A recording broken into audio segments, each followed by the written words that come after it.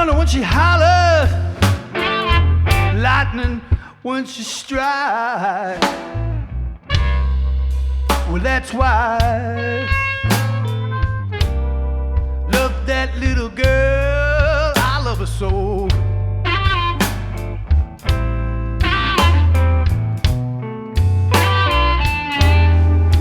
And I ask her, does she love me?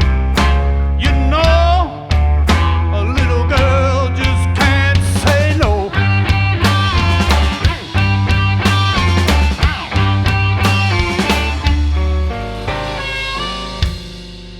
I used to drink myself crazy every other night. Well, something put a fire in me, baby, a fire I can't fight. Well, that's why I love that little girl, I love her so.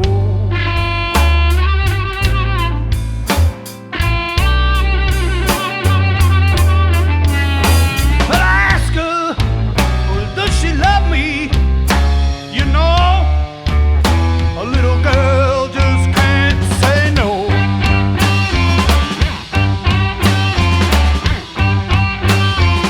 What she say, Snake Man?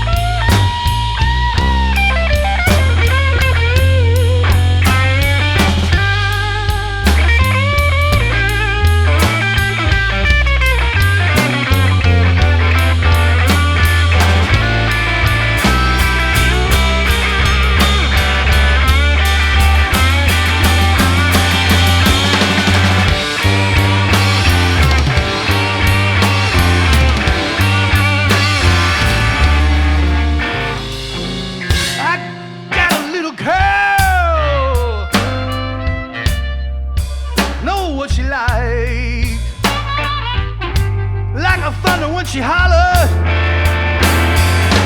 lightning when she strikes. Well, that's why love that little girl, I love her so.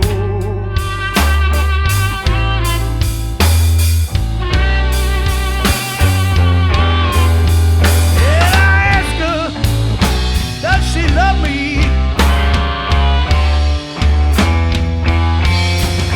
And I ask her, does she want me?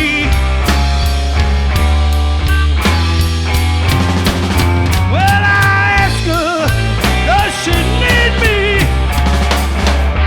You know, the girl just can't say no.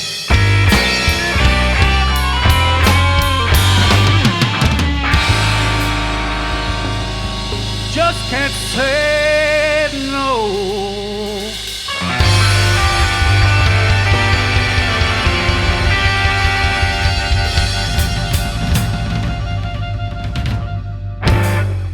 My brother took me to a concert and I got to see Muddy Waters when I was like 13 years old, and that was just such a powerful thing to see Muddy and his band. It was actually a Cheech and Chong concert, but Muddy opened up for them, and I was blown away by Muddy. I mean, just to hear that voice and to see that band. I mean, Cheech and Chong didn't matter after that. Like, you know what I mean? It was like from then on, who was this Muddy Waters guy? And you know, it just kind of took me. Blues kind of chose me, you know? I mean, I always wanted to play the harmonica, and I just didn't have the guts to go in the store and buy one. I went to Woodstock in 1969. I was 15 years old, and I found the harmonica in the mud, and I started playing then. But I grew up in a black neighborhood, and all my life, all I heard was blues and soul music. And my neighbors didn't listen to rock and roll. And it was a music that I felt. You know, you can listen to all kind of music. If you don't feel it and it don't give you an emotion inside, it ain't music.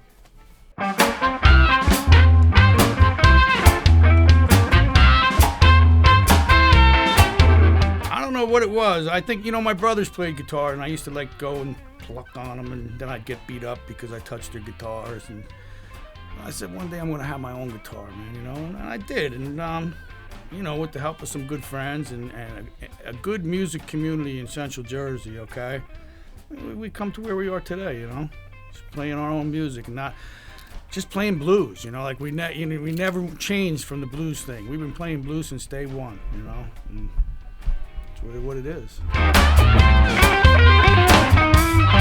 You gotta pick your head up, things ain't so bad.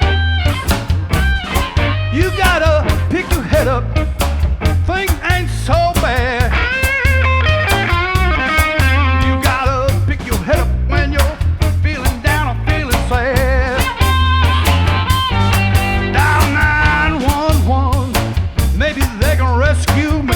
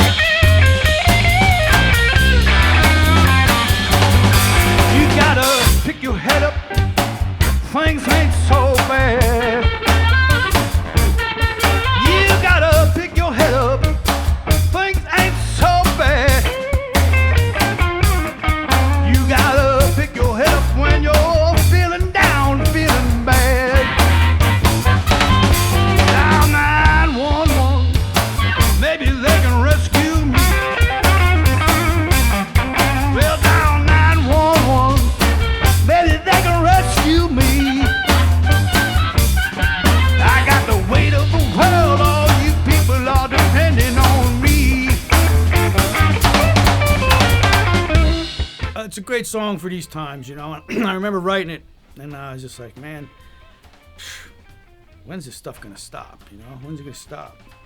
And a friend of mine said, pick your head up, man. Keep your head up. And so I went home and I was thinking about it, and I just wrote that tune, pick your head up. Things ain't so bad, you know.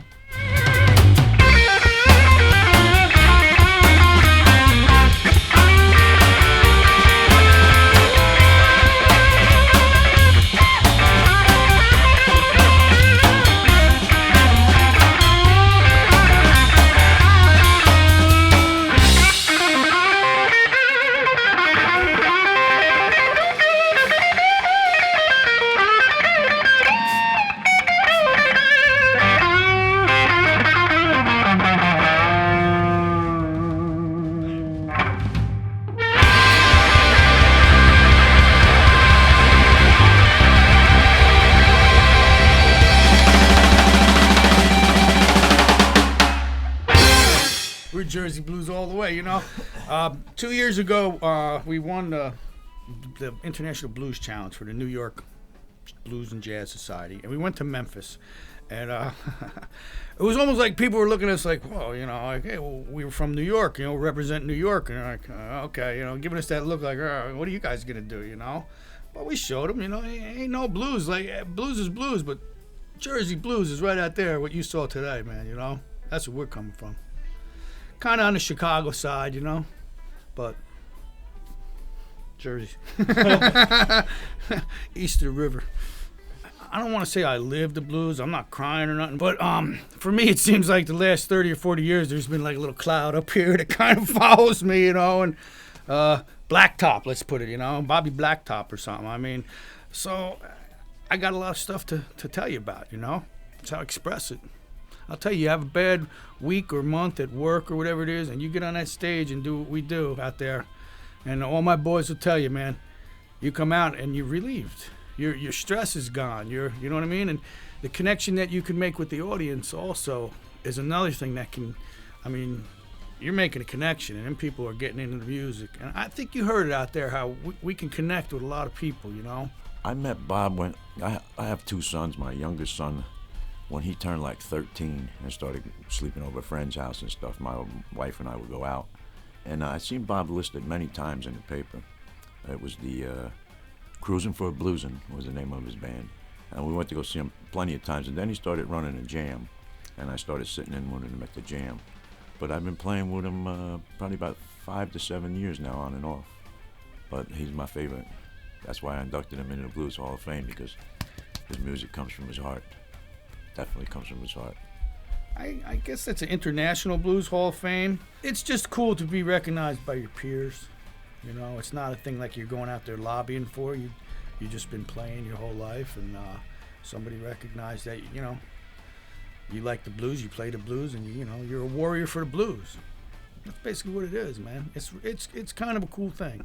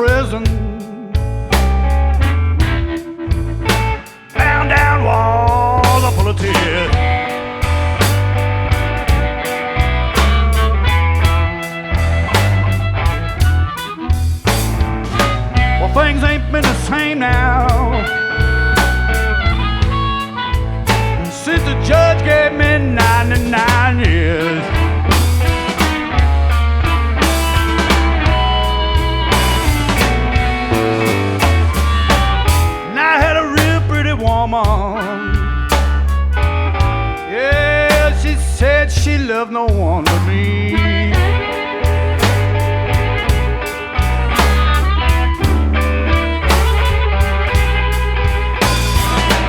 I had a real pretty woman. She said she loved no one but me.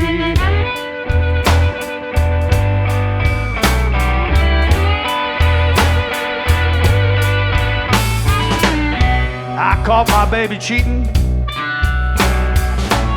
My whole world turned to misery.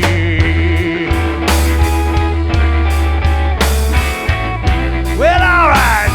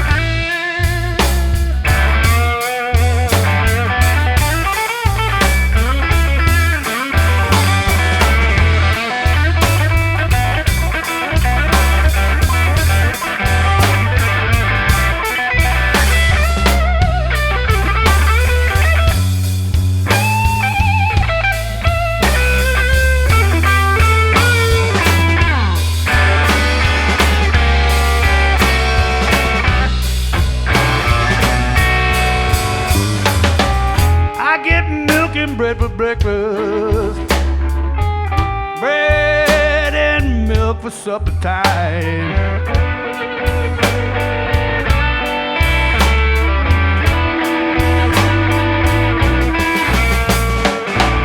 I get milk and bread for breakfast, bread and milk for supper time.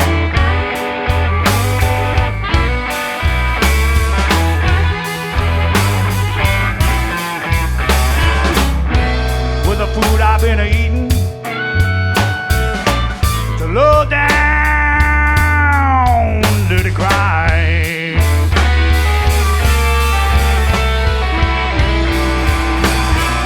Well, all right, my home is a prison, bound down wall full of tears.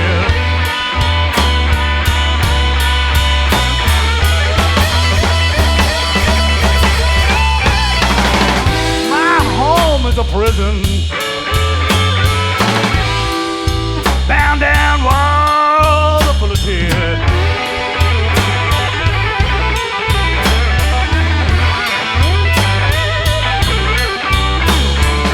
Well, things ain't been the same now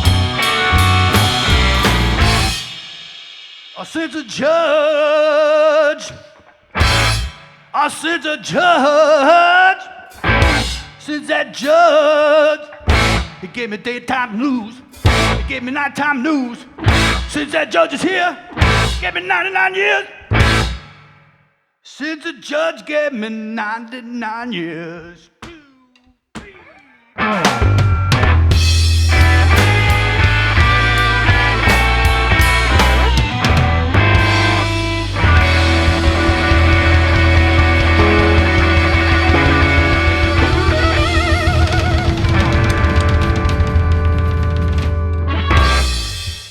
Thank you so much, Liam.